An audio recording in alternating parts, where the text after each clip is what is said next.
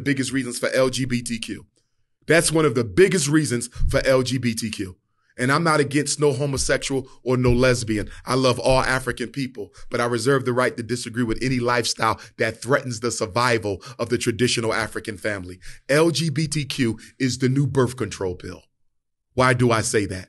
2 men cannot reproduce. 2 women cannot reproduce. And now they're even transgenderizing our children. Do you know what that means? They're manipulating and indoctrinating African children to undergo sexual surgery so they'll never be able to reproduce again. When Dwayne Wade, whose son is now legally had his birth certificate changed. He's legally a girl. Yeah.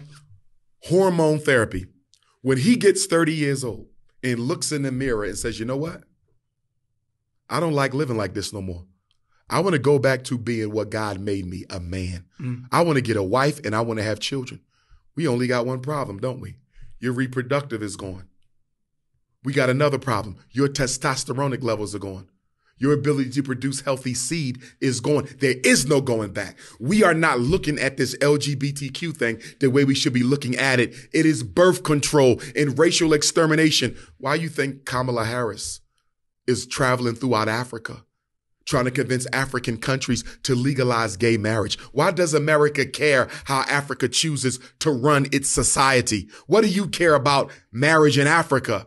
Because if we can invade African culture to the point where we can manipulate African children into same-sex relationships or outright transgenderism, which is the extermination of your bloodline, we can start predicting the reduction of the African population. They'll never be able to get rid of all African people, but they can damn sure make a dent in our numbers. But more than that, they can disrupt the natural, traditional, healthy, cultural way that we live our lives, build our families, and run our societies. LGBTQ is one of the greatest weapons of white supremacy against the survival of African people.